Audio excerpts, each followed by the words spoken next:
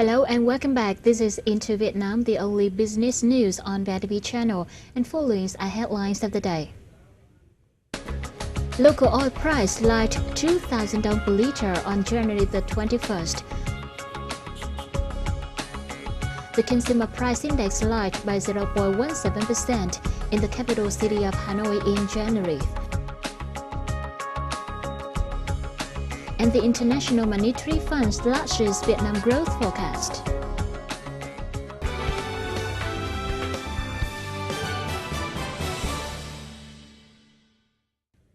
Now 2,000 dong, this is the sliding margin of local oil prices since 600 on January the 21st.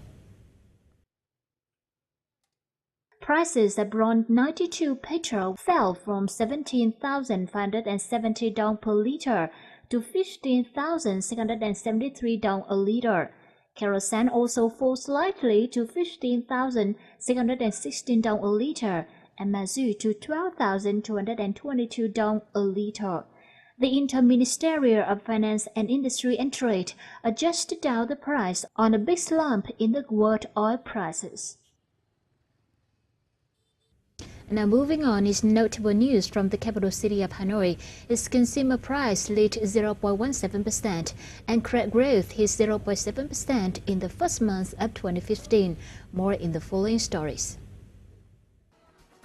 The Hanoi Statistics Bureau said the consumer price index in the city dropped 0.17% in January on month and 0.67% on year. The fall is mainly attributable to the continuous slide in oil prices, dragging down prices of transportation group of taxis and coaches, whose fares fell strongly by 3.78% on month.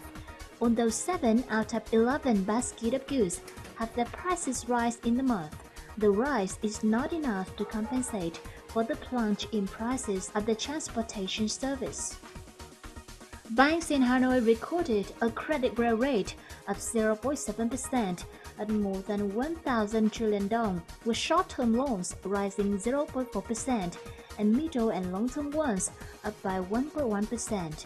Banks in the capital city mobilized a sum of over 1.2 thousand trillion dong, rising 1.1% on month, of which deposit grew by 1.2% and value from paper issuance up 0.1%. The International Monetary Fund, otherwise known as IMF, has slashed the growth forecast for ASEAN minus group, including Vietnam. Specifically, the IMF cut the regional growth prospect this year to 5.2%, 0.2 percentage point lower than its previous forecast. The organization also noted the economic development of ASEAN minus 5, including Indonesia, Malaysia, Thailand, the Philippines, and Vietnam, will recover slightly to 5.3% in 2016, which is still 0.1 percentage point lower than the organization forecast in October of 2014.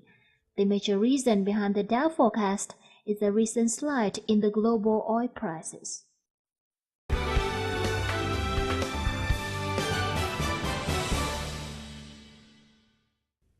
Led by the Ministry of Planning and Investment, the project strengthening capacity and institutional reform for green growth and sustainable development in Vietnam was launched on January the 21st in Hanoi to accelerate green growth in the country.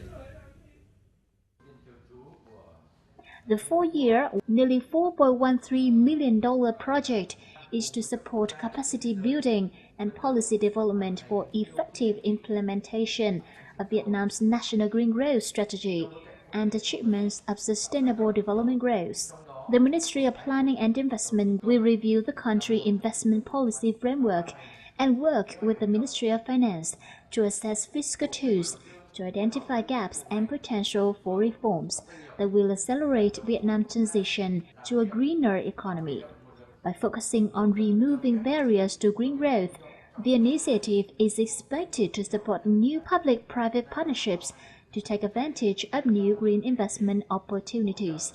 Vietnam is among a growing number of developing countries looking to spur investment in green innovation and improve the efficiency of natural resources use. while simultaneously improving the resilience of the whole country, as well as the poor and vulnerable to the impacts of climate change. As shown in financial institution latest report, NPL ratio stood at 3.8% in November of 2014, moderating from two previous months of 3.87% and 3.88%. Yet it is still higher than the end of 2013 rate of 3.74%. Obviously, pressure on tackling the increasing bad debts is much heavier in 2015, especially amid the State Bank of Vietnam tightening regulations on controlling capital adequacy and liabilities. Classification will soon take effect. Watch for more. April the 1st, 2015 is time for the NPL's picture of the banking sector to become more apparent, as decision number 780 on classifications of restructured loans will expire on the day, and schedule number 2 and number 9 will take its place. Then, banks will find it much harder if they have any ideas about using techniques to hide NPLs. Đặc biệt đó là cái việc mà phân loại nợ cho các cái thành phần kinh tế đang dây vốn tại các ngân hàng. Ở đây chúng tôi muốn nói là thí dụ như chúng ta có một cái doanh nghiệp đang vay 5 món ở 5 cái ngân hàng khác nhau chẳng hạn đi, thì bây giờ đó là chỉ cần một mà 5 món này hiện nay đang là trong hạn, chỉ có một món tới hạn thanh toán mà doanh nghiệp không thanh toán được, phải chuyển sang nợ quá hạn hay chuyển sang cái nhóm nợ có cao hơn, thì bắt buộc là những 4 món còn lại ở những ngân hàng khác nhau thì cũng phải chuyển theo như thế. Từ đó nó ảnh hưởng đến cái nợ xấu của các ngân hàng nó tăng lên. Once banks follow strictly the new standards of loans classifications, they have to initiatively come up with new measures to reduce NPLs, selling bad debt to VAMC, urging debt recovery, or enhancing loan loss provisioning will be months. Ngoài cái việc mà xử lý nợ với chính cái nội lực của mình, xử lý tài sản bảo đảm, xử lý dự phòng rủi ro, hoặc là có thể đến cuối cùng nếu mà không có một cái sự đồng thuận với lại khách hàng của mình, có thể kiện khách hàng và qua việc thi hành án có thể thu hồi lại cái nợ của mình. Rõ ràng ở cái khía cạnh ngân hàng á, thì họ sẽ cho rằng là gì? Thông tư đó ra đời nó sẽ làm cái tỷ lệ nợ xấu tăng lên. Cái tỷ lệ nợ xấu tăng lên cũng đồng nghĩa với việc là họ sẽ buộc phải trích lập cái dự phòng rủi ro nhiều hơn. Đấy, dự phòng rủi ro trích lập nhiều hơn cũng có nghĩa rằng á, là sẽ lấy đi bớt lợi nhuận của họ, đúng không ạ? Đấy, thì việc mà lợi nhuận của họ giảm thì đó là một cái điều không ai mong muốn. However, for NPLs to be well controlled and credit activities to be ensured in the long run, banks should pay more attention to credit quality to prevent NPLs from arising. Ngân hàng cũng có thể bán nợ cho VAMC, nhưng mà cái vấn đề quan trọng trong nền kinh tế không những là xử lý những cái món nợ tồn đọng, những cái món nợ đã có trên sổ sách, mà làm sao ngăn chặn để không có những cái món nợ xấu mới phát sinh. Thì đây là một cái vấn đề hết sức quan trọng. Chính vì thế mà cái việc cho vay của các ngân hàng cần phải rất là thận trọng. NPLs resolution is top quiz. Applying strictly the loan classification regulation may increase bad debt ratio, but it's one solution in the restructuring plan, aligning Vietnamese banking sector closer to international standards.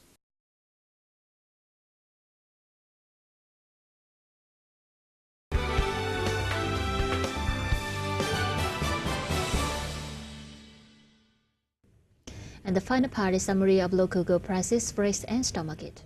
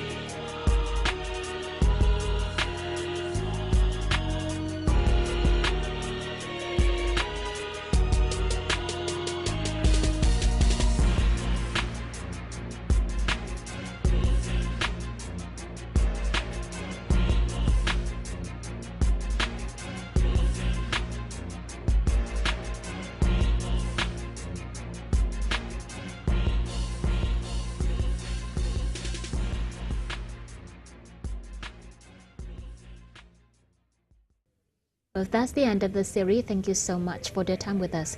We'll be back for more business news next time. Till then, bye-bye.